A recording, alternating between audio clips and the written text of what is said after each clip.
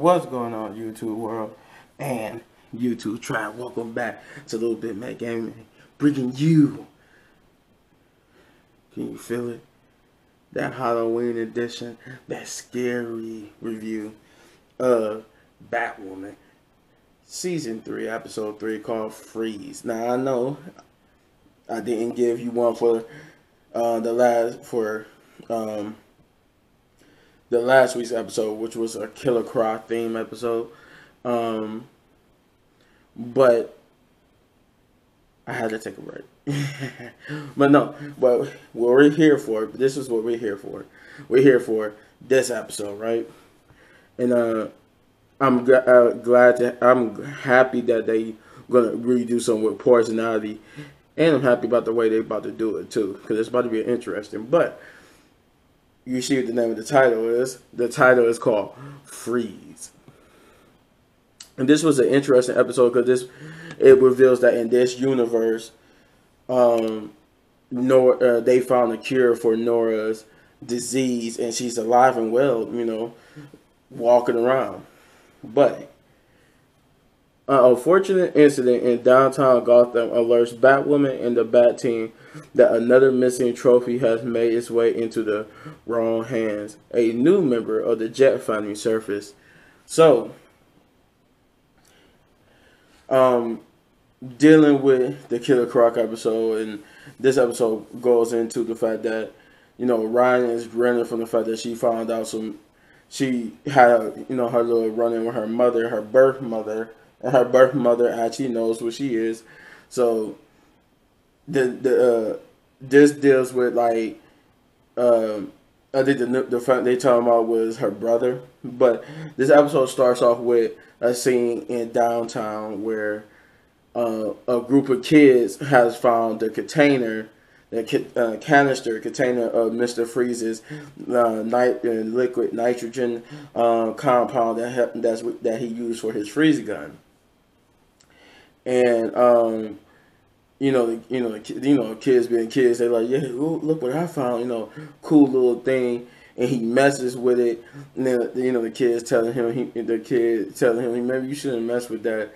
And he's messing with it. That's poof, half the bus is frozen. I think it was like a little funny little incident with the bus driver and this dude. Like, this dude wanted to get on the bus, but I think it was a little incident with that. And then so the dude was like on the phone talking, like he's like a stuck-up rich Wall Street like looking dude, and he's angry that he couldn't get on the bus. He was talking about something. That's when you hear the boosh, and he looks and you see like half of the back of the bus where the kids were sitting at. It's like starting to be covered in ice, and he's just like, man, I love this town. Cue in intro to Batwoman.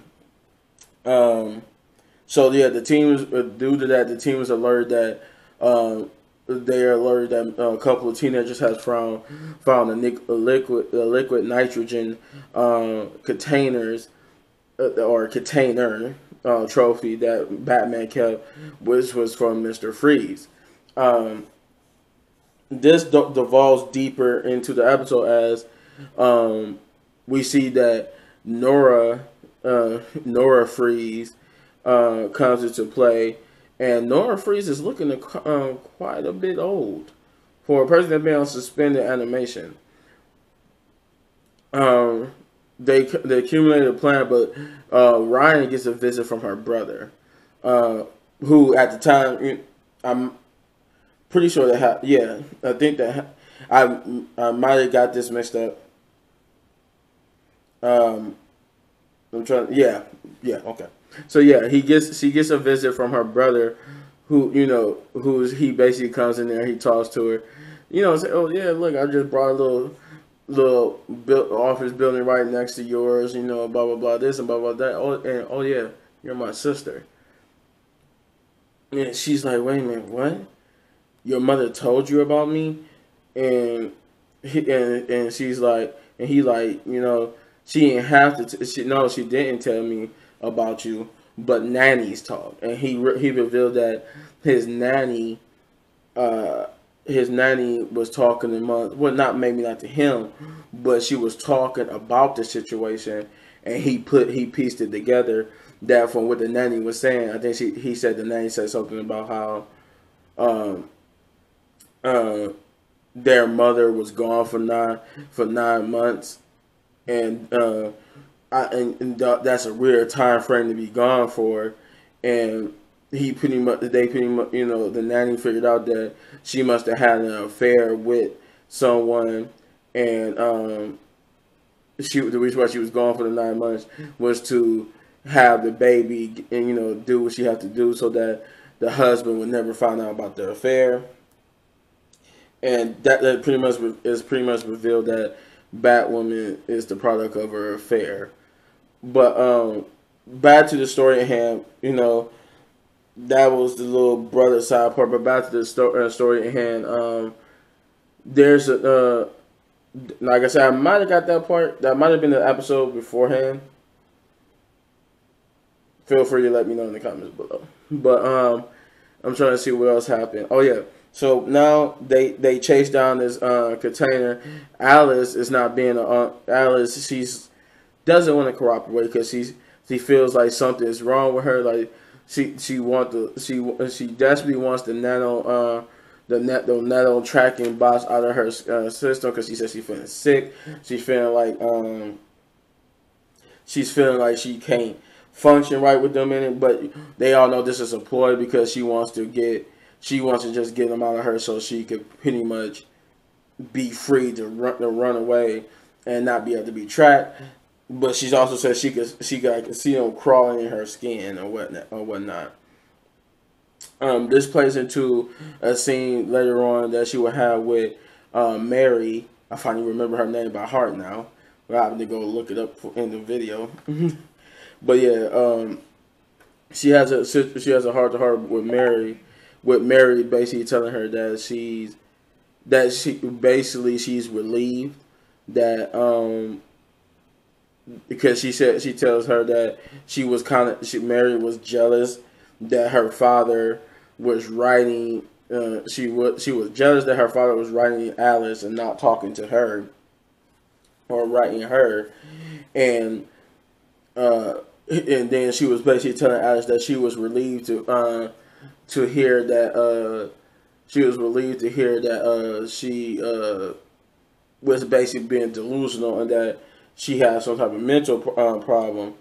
And then she goes into like diagnosing her and telling her that I could actually help you if you she started asking her questions about when did these delusions happen, how, what causes them.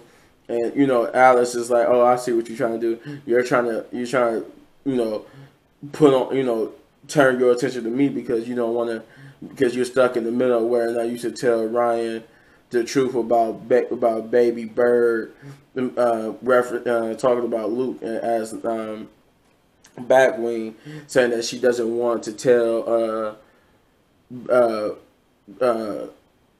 Ryan that Batwing really shouldn't be out in the field because she realized that the reason why the shoot was shutting down because of the safety protocol, because the protocol was reading his heart rate, and he felt like the system felt like his heart rate was too high, and he must have been in trouble, so it shut down to protect him. And Mary finally figured out that it wasn't a glitch in the suit. It was a glitch in him. He's suffering from PTSD, and when he has one of his panic attacks, the suit thinks he's under attack, so it shuts down even when he don't need it to. But she lies and said it's good, and she lied in the previous episode saying it was all good. He was good to go. So this episode, Alice taunts her about the fact that she lied and haven't told them the truth. And she basically taunts her that she needs to tell the truth, or otherwise Ryan's going to be mad because she basically put Luke out on the field without telling her that Luke was compromised. And I think she even mentions how she would taunt her how what's her place on the team, and that she better recognize her place on the team. They only come to you when they need something from you. You're not really a part of this member's team. You have no use for them other than being the field medic. You know, so this leads into them getting into it with a local gang who's been hired to steal not only the container, but thanks to the beginning episodes events with the kids on the bus, this local gang gets wind of Mr. Freeze technology, and they want to steal it. They want to steal the container, and they want to get to the cryo chamber because the employer wants the cryo chamber because they know the cryo chamber works because of Nora Freeze. This is how Nora Freeze come into play, and we figure out that the reason why she's old is because of the I guess the time she spent in the cryo chamber. The cryo chamber basically kept her young, but that once she was cured and was released from the cryo chamber, she basically became trapped to time, because time, unlike what we think what happens is you just being cryogenically frozen. I guess she's in that universe. She's saying that she came out, but relatively still, she came out young like she was, but time started catching up to her, and she started suffering from like a rapid aging like syndrome, where time was basically like, okay, now that you're out of here, you're not just about to stay young and just age normally. It started aging her rapidly, because it's revealed to the audience that I think she said like 2 weeks ago, or maybe 2 months ago, something like that. She was still that young woman that came out the cryo chamber, and now look at her. Now she's basically old. She got a bad hip, and basically she realized that at this rate she's actually really dying. At this rate of her aging, she's gonna die, because it's not really, she didn't really get saved. She might have got saved from the disease, but the back withdrawal of it was now time is killing her.